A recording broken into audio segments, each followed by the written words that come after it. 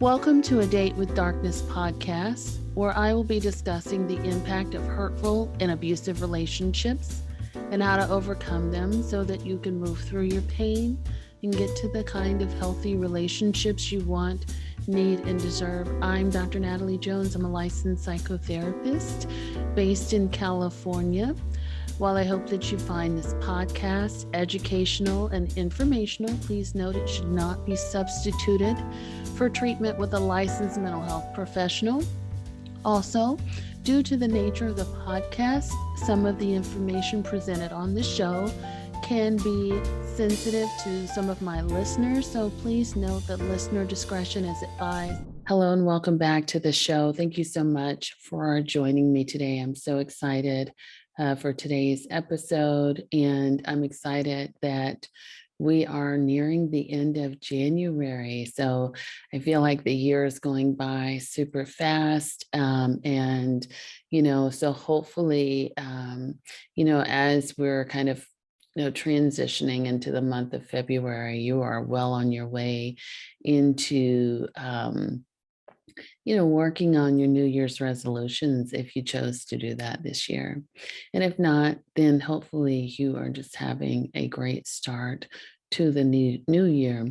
And the new year is a time when a lot of people begin reflecting on where they're at in their lives, taking evaluation of their relationships, and just taking evaluation of themselves and whether or not they're happy and what can be improved upon. And so if you're one of those people that's kind of evaluating, I hope that you find this podcast is a great way to sort of integrate how you can improve upon both your personal relationship with yourself and the relationships with others. And, of course, while we are talking and getting into the crux of the podcast today, of course, I'd like to start with talking about, of course, the administrative stuff, questions, comments, suggestions, concerns. Please email me at adatewithdarkness@gmail.com. And of course, if you want support from the free Facebook group, where there's other people that are recovering from abusive relationships, and they're working on their own personal development, as they're kind of working on their healing journey, then join us on the Facebook group, A Date with Darkness.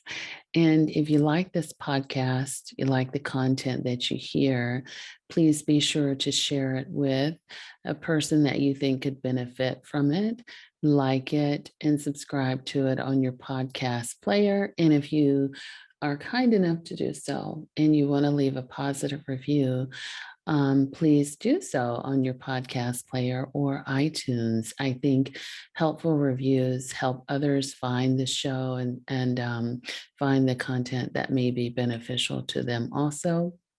And of course, the group membership and individual membership coaching will be opening up soon. So if you want more information on that, please do join the mailing list. It's in the show notes down below. If you're watching this on YouTube, it's also included in the show notes there. As always, so thank you so much for tuning in. And of course, I've got my handy dandy notebook here that I'm going to be using to refer to, the main points that I want to make sure that I hit in today's podcast. So you know the drill. If I'm looking down or kind of referring to my notes, that's what it is.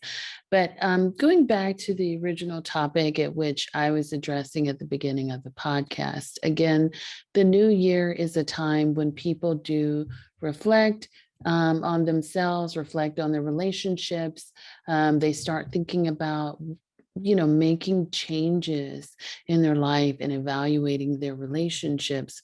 So with that being said, I thought I would talk a little bit about, how we can develop some tools to develop healthier relationships in the new years. We're kind of going through the evaluative processes, especially if we have left an abusive relationship. So, what are some personal development or personal growth or self help tools that you can utilize to develop healthy relationships this year? And the first thing I want to talk about is, of course, you know, knowing that anybody who's left an abusive relationship is typically a shell of what they used to be. Usually, most people that have been in an abusive relationship, especially if you've been in an abusive relationship for an extended period of time, that relationship did a number on you, and you might look in the mirror and be like, gosh, I don't even recognize the person who I am anymore. I don't even know anything about myself. I don't know what I like to do for fun. My life has been turned upside down. I have to start over, and I have no idea which way to turn or how I should work on myself and become whole again, because this relationship, toxic though it may have been, it consumed your life. And so part of that is recognizing that, wow, I really have to work on myself after I've left this relationship, because I'm not who I used to be, and I really need to get back to a healthy place. And whenever I'm working with folks after they've left an abusive relationship and they are but a shell of themselves, the first thing I, work with them on, in addition to some other things that are imperative depending on what each person's situation um, is self-empowerment and self-love. The person needs to feel like they have some say-so in their lives. They have to feel like they're back in control and that they're autonomous and able to make their own decisions. And that could be the biggest thing for a person who's left an abusive relationship, because a lot of times the way an oppressive relationship works is it removes the victim's voice. It removes their ability, the abusive person removes the victim's ability to think for themselves and their ability to have free will and just kind of go about life the way that they want to and make their own personal choices. No, when you are in an abusive relationship, you are consumed, you are oppressed, you are under another person's control. So the first thing to do is recognize that you need to get your power back.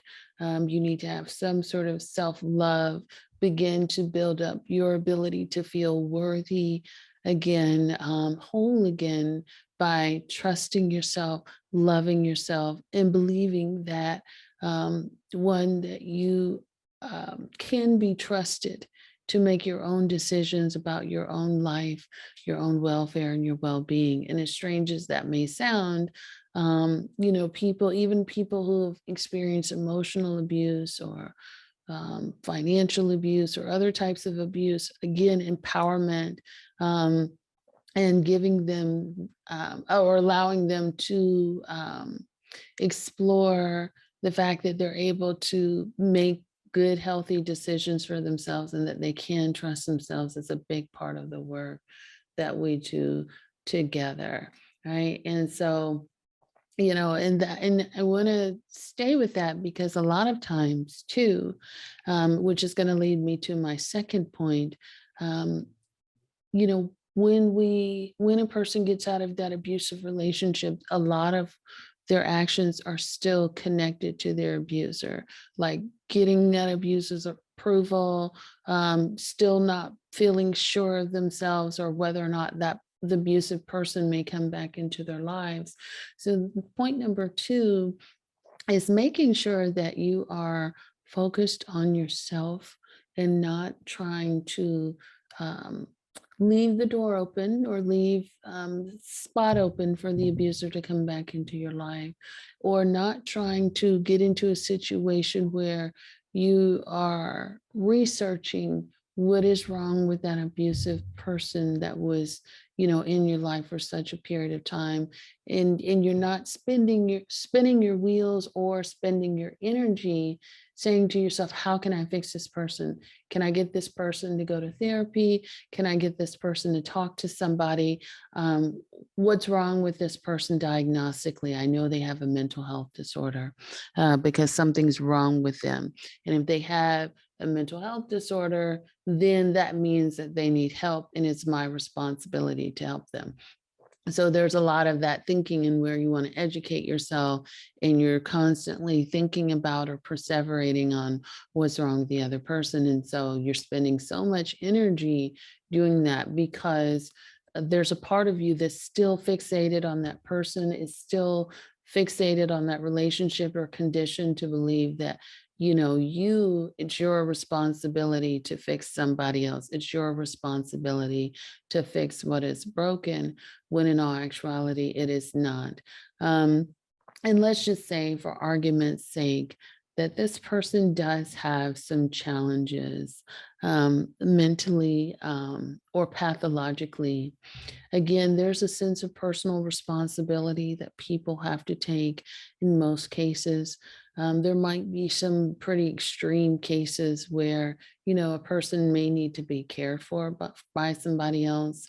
But if you're in an intimate relationship and that relationship has been abusive to you in a number of ways, to the point where you can't take it anymore, again, that person's own personal responsibility is to help themselves. It's your responsibility to help yourself. And, the other thing to note is that people have a personal responsibility to themselves. And you might have heard me say that before.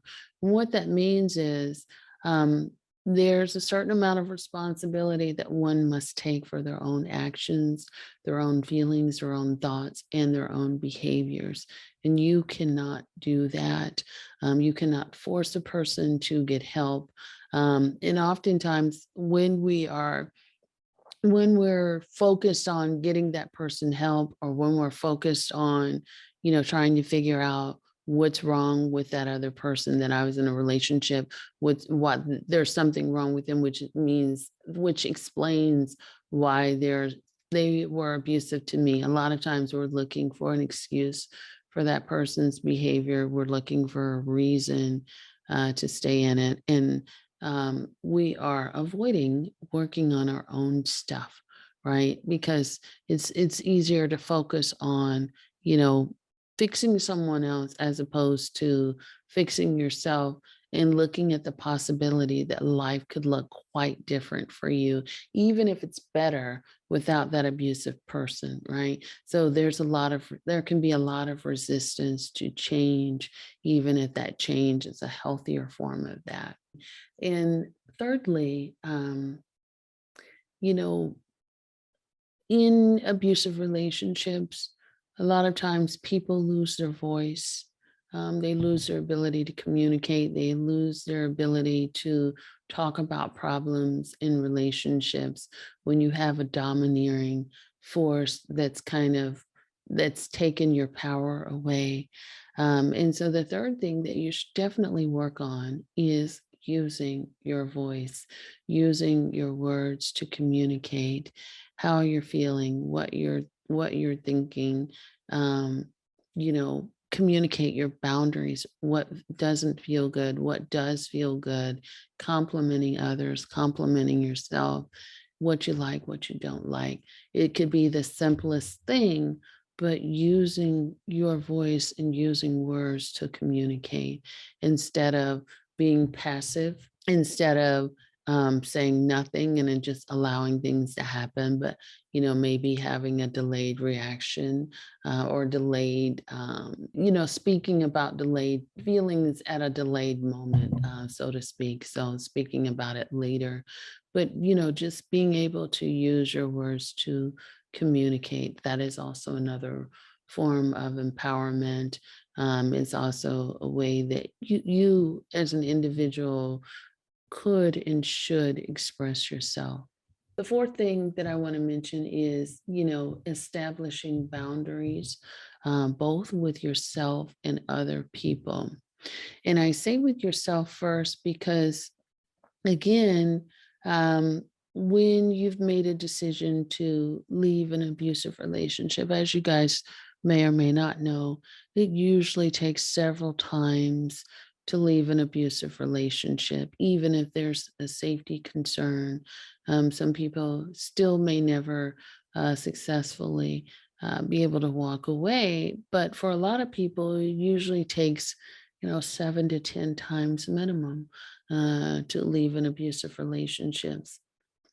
And so when you've decided to walk away and you've said to yourself, you know what, I'm not going to do this anymore, I think there needs to be a boundary that you set with yourself.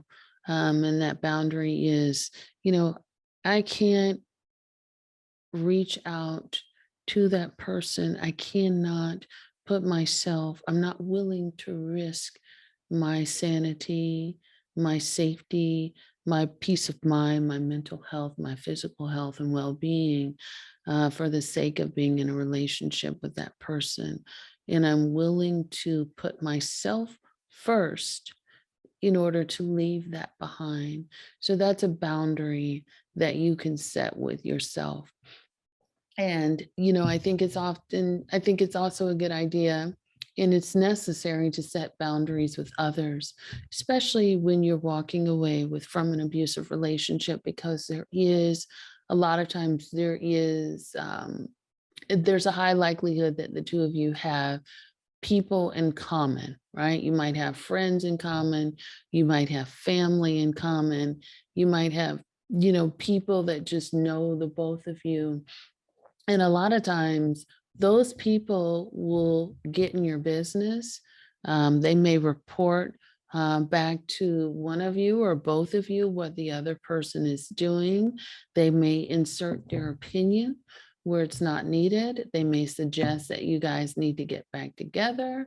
They may throw fuel on the fire and say, well, so and so is now dating such and such a person. Have you seen what they posted on social media? So they may continue to, throw these little bombs out there and get you very riled up and sucked back in to the point where it's like, oh, okay, they're now putting that person's business in your face. And so continuing to insert themselves and try to, force you back into the relationship or keep that engagement going somehow or another.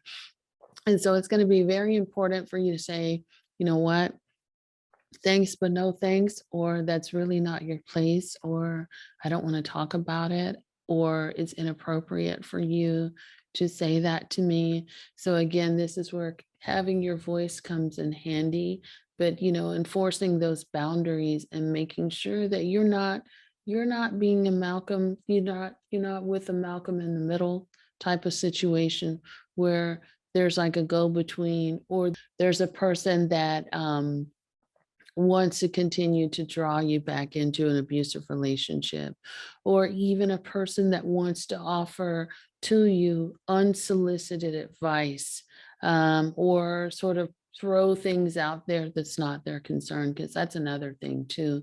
A person may offer unsolicited advice, or they may think, because they may have helped you with a particular situation after you've gotten out of that abusive relationship, that you are now, that you owe them something. And that something might be that you owe them to report back on your progress. You owe them to do what they tell you to do with whatever resource that they're helping you with, or whatever they're telling you to do after they provided a resource or some sort of help for you in some way. So having a boundary here is going to also be essential. And, just making sure that you're staying clear with that, with yourself and with other people. Fifthly, or the fifth suggestion would be making sure that you pour into healthy relationships.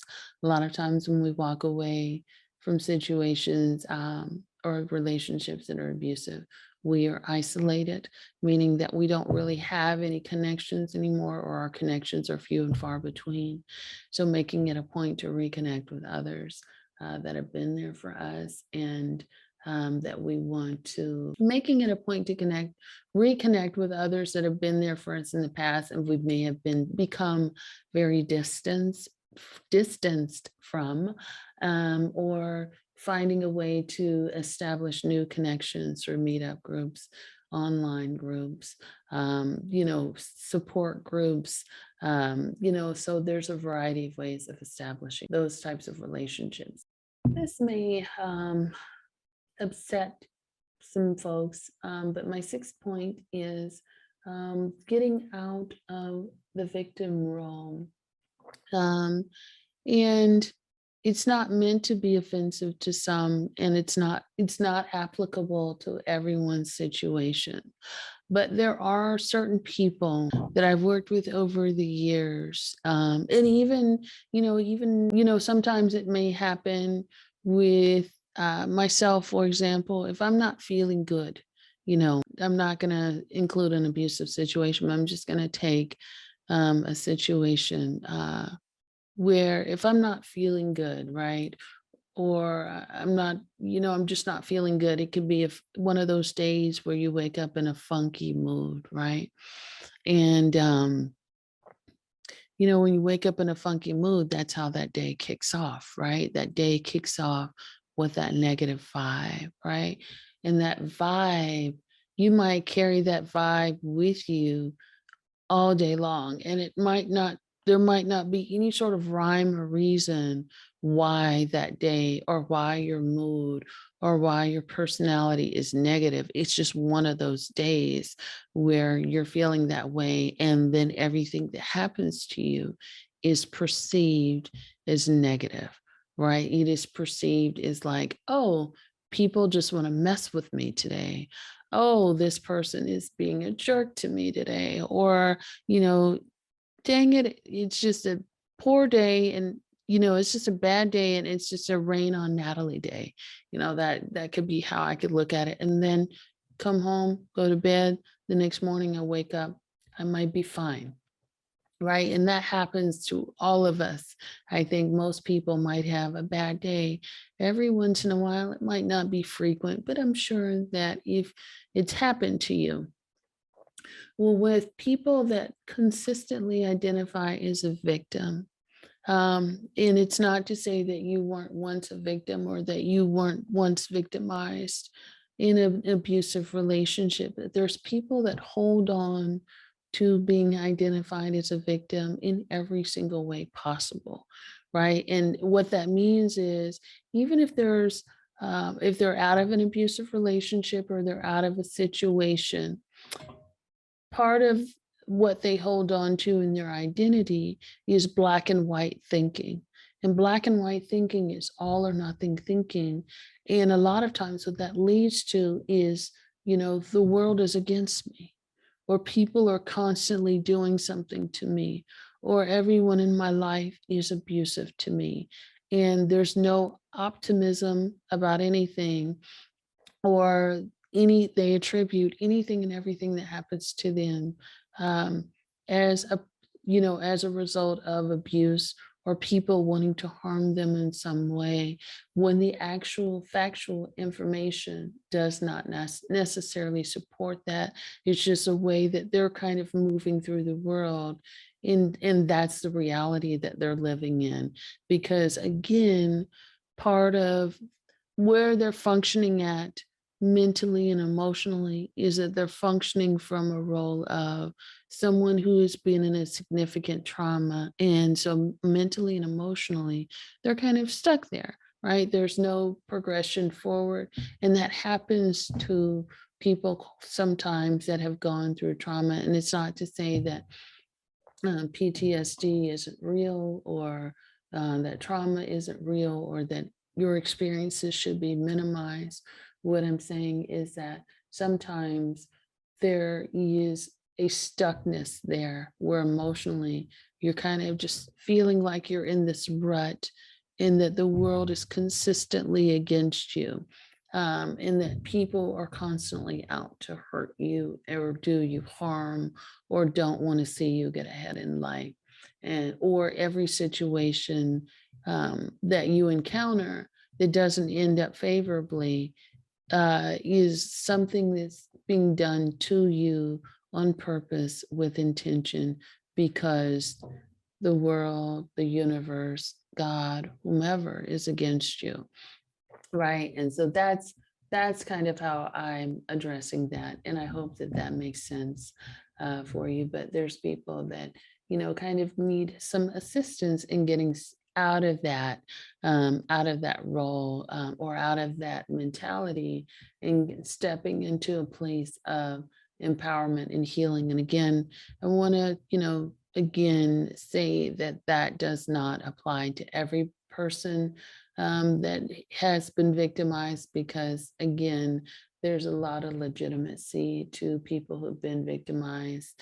But then there's people where that, feeling like they've been victimized, even when there's no evidence of that no longer happening, or the evidence of that is minimal, for years after they've left that abusive relationship. So I want to be clear about that. The sixth item on this list, in terms of personal growth and for you to develop healthy relationships with yourself and others, is being able to process your emotions, which I've kind of spoken about this a little bit. I think it's really important to process emotions and feelings, thoughts and behaviors, and being able to think for yourself, how am I feeling? What am I thinking? How does this situation, how does this person impact me or make me feel? And I think this is an important thing to think about, because a lot of times when you are in an abusive relationship, you are either worried about that relationship, worried about your abuser, or think, your ability to think for yourself is completely taken away from you, because again, that abuser wants that total control. And so you're not entitled to feel upset. You're not entitled to feel angry. You're not entitled to feel hurt, or to even express that, or even talk about challenges in the relationships, because you're walking on eggshells, or you don't have the power to do that because it's such an oppressive situation. And so it's going to be important for you, as part of taking your power back and gaining your sense of individuality, is being able to process your emotions. Seven, and lastly, I should say, my last point is understanding what your behaviors are. There are some folks, what I mean by that is, as you start getting deeper into your healing journey, part of what should be looked at and addressed is looking at behaviors that you've may have had in relationships throughout the duration of your lifetime, particularly if historically there's a pattern of abusive relationships in your life. So looking at behaviors, looking at how relationships start and how they escalate, your behavior over the duration of the relationship, and how things have changed, just, being able to process that and think about, how things radically change. And so having a time where you could reflect about your relationship history, as well as reflect on yourself in the history of your relationships, helps people immensely, which is something that you should do anyway. I would encourage people to do that anyway, whether their last relationship was abusive or not. There should always be a period of reflection um, after ending a relationship, or after a relationship has ended, I should say. So I hope that this has helped you and it's been informative. I really appreciated talking with you guys. Let me know what your thoughts are. Join me on social media, Instagram, Facebook, the links, and things like that. Of course, as you know, will be down in the show notes. I really appreciate you guys listening to the show today. Thanks so much. And until next time, take care of yourselves and be well.